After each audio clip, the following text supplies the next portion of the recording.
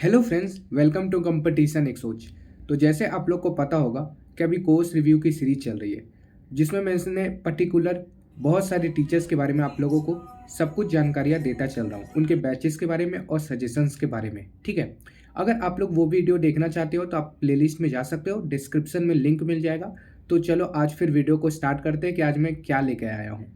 तो आज मैं आपके साथ शेयर करने वाला हूँ एक बुक रिव्यू के साथ, और वो बुक रिव्यू बहुत ही ऑथेंटिक बुक रिव्यू रहने वाली है। अभी तक ने आपने बहुत सारे बुक रिव्यू देखे होंगे और मार्केट में ऑलरेडी दो तीन बुक रिव्यू तो बहुत ही ज़्यादा टॉप पे है, आप लोग को पता होगा नाम, मुझे बताने की आवश्यकता नहीं है।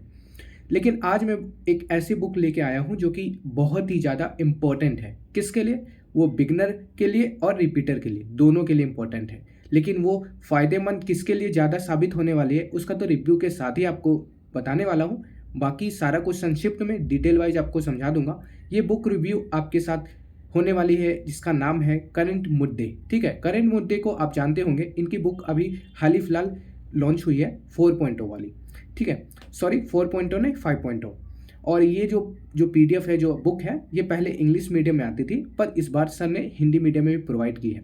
तो आज हम इसके बारे में डिटेल वाइज जानने वाले हैं, क्योंकि इनके जो करंट मुद्दे के जो पीडीएफ है काफ़ी अच्छे हैं। ठीक है, तो इनके बारे में आज हम पूरी तरह से डिटेल वाइज में जानने वाले हैं, सारा कुछ समझाऊंगा डिटेल वाइज में। ठीक है, उसके बाद मैं मेरा सजेशंस भी बता दूंगा किसमें क्या क्या मतलब है इम्पोर्टेंट और किसके लिए इम्पोर्टेंट है। बाकी आप मेरे सजेशंस को, मेरे रिव्यू को देख सकते हो, उसके बाद अपना ओपिनियन बना सकते हो। तो चलो फिर स्टार्ट करते हैं वीडियो। तो चलो फिर आज हम स्टार्ट करते हैं। और आप लोग को तो पता होगा ये फॉर्मेट कितना मैंने मेहनत करके बना रहा हूँ। पीपीटी भी मैंने साथ में लगा रहा हूँ, जो आपके सामने मैं छोटा हो जाता हूँ, उसके बाद सारा पीपीटी के साथ मैं आज समझाने वाला हूँ आप लोगों के साथ। तो अब का वीडियो बहुत ही ज़्यादा इंटरेस्टिंग होने वाला, मेहनत पूरी लगती है। अब रिसर्च के साथ साथ पीपीटी जो बनाने का मेहनत है भाई, वो सिर्फ किसके लिए कर रहा हूँ? आप लोगों के लिए। और आप लोग क्या नहीं करते हो? नीचे सब्सक्राइब कर लो। ठीक है, तो चलो फिर स्टार्ट करते हैं। जैसे आपको सामने मैं क्या क्या समझाने वाला हूँ, जैसे देखो करंट मुद्दे के सबसे पहले मैं बता दूँ कि ये बुक तो आपके सामने शो ही हो रही है। इसमें देखो मैंने प्राइस, टॉपिक्स, रिव्यू और हाउ टू बाय, हम कहाँ से परचेज कर सकते हैं, बिगनर के लिए, रिपीटर के लिए, या माई सजेशन। 6 टॉपिक्स पे मैं बात करने वाला हूँ ये पूरी तरह से वीडियो के बारे में। ये वीडियो के दौरान आपको कहीं भी कुछ भी समझने में दिक्कत या फिर कुछ भी नहीं समझ पाए, नीचे कमेंट्स कर देना, मैं जवाब भी दे दूंगा। तो चलो फिर स्टार्ट करते हैं। सबसे पहले प्राइस की बात कर लेते हैं। तो प्राइस आपकी लगने वाले के डिपेंड करता है कि सर का अगर हो सकता है तो डिलीवरी चार्जेस भी लग सकता है। ठीक है, उसकी चिंता नहीं करना, 50 या 60 ही होगी। दूसरा क्या, ये ऑफलाइन मार्केट में आती है। तो फिलहाल अभी जैसे अभी देखा जाए तो सबसे बड़ा ऑफलाइन मार्केट है पटना, क्योंकि आप लोग को पता होगा।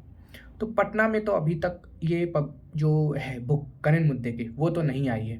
कुछ कुछ दुकान में हो सकता है आप लोग मंगवाना चाहोगे तो वो लोग भी ऑनलाइन ही परचेज करके आपको देने वाले हैं। तो ये मत कह देना कि भाई मिल तो जाती है, तो भाई वो ऑनलाइन ही परचेज करके देंगे, उसके लिए कोई भी आपको दिक्कत वाली बात नहीं होनी चाहिए। ठीक है, 299 का भी आपको देखने को मिल रहा होगा। नेक्स्ट सेक्शन में चलते हैं। फिर इसमें क्या है, बुक्स के बारे में मैं पहले ओवरव्यू दे देता हूँ। जैसे अब बुक्स को चलोगे, ठीक है, पहले बुक्स में दिखा देता हूँ। जैसे ये देखो, ये है बुक्स। बुक्स में थोड़ा पीछे कर देता हूँ। करंट मुद्दे 5.0, ये 5.0 की पीडीएफ।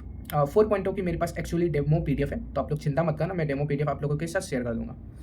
तो ये देखो, पहले ये सर जब बुक्स को स्टार्ट करेंगे मैं सारा कुछ समझाऊंगा, पहले आप लोग समझ लो पीपीटी से, उसके बाद फिर हम बुक्स को भी रूबरू करवाएंगे। ठीक है, तो पहले जैसे ये पहले आपको ना स्टार्ट करने से पहले बुक्स के पर्सनल पेज में जब आपके इंट्रो पार्ट हट जाता है तो स्टार्ट कैसे होता है कि स्टार्ट होने वाले हैं। सबसे पहले आपको टेबल्स रहेंगे 11 से 40 तक का। ठीक है, 10 से आप लोग को पता होगा, 1 से 10 सबको पता है। स्क्वायर रहने वाले हैं 11 से लेकर 40 तक। क्यूब्स रहने वाले 1 से लेकर 30 तक। ट्रिपलेट रहने वाले हैं। ठीक है, इंपॉर्टेंट ट्रिपलेट जो एक्चुअल में एसएससी पूछता है।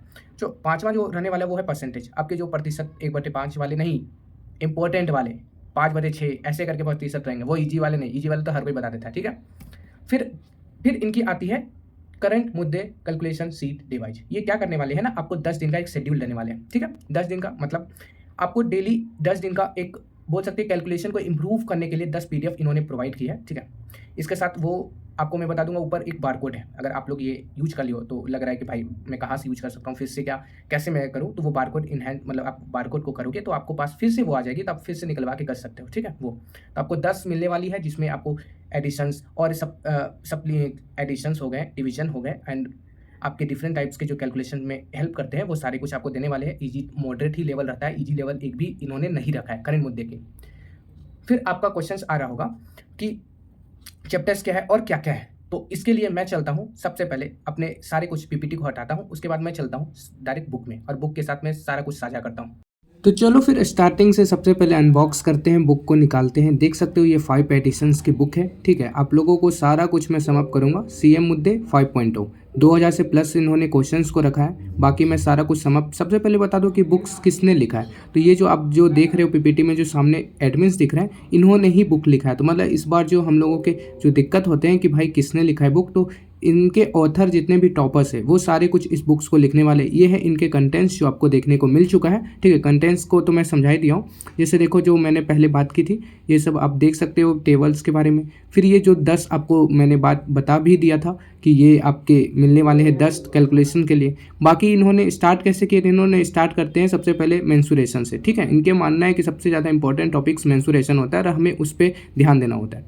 फिर देख सकते हो ये इंडेक्स पे आप थोड़ा सा स्क्रीनशॉट ले सकते हो कि इनके क्वेश्चंस कितने कितने हैं, क्योंकि 4.0 में कुछ कम क्वेश्चंस थे और इसमें कुछ ज़्यादा क्वेश्चंस है। एक चीज़ मैं आप लोगों के साथ शेयर करना चाहता हूँ कि जैसे ये सर जब मैं रिसर्च कर रहा था तो मुझे पता चला कि सर ने जैसे आपके कॉन्सेप्ट किंग और जो ब्रह्मास्त्र बुक है उसमें बहुत सारे कंटेंट्स जितने भी हैं फॉर्मूला वो डाल दिए गए हैं। पर क्या करंट मुद्दे में डाले गए? तो नहीं, करंट मुद्दे में 80% मतलब जो एसएससी का वेटेज है और एसएससी का वो वेटेज जो एक्चुअल में पूछता है, जैसे उन्होंने फोकस 80% पे किए। जितने भी फॉर्मूले हैं वो उस हिसाब से डाले गए हैं जैसे आपके जो ज़्यादा पूछते हैं। ऐसा नहीं कि सारा फॉर्मूला डाल दिया गया है, बस उतना ही डाला गया है जो पूछता है, ठीक है। कुछ के जो फॉर्मूले हैं वो मुझे गलत भी मिले हैं। जैसे ज्योमेट्री में एक फॉर्मूले जो स्लैंक हाइट का होता है, ठीक है, समबाहु त्रिभुज का, तो आप लोगों को तो पता होगा √3/2a होता है, ठीक है। उसका फॉर्मूला थोड़ा गलत दिया गया है तो बुक में थोड़ी गलती मिली है।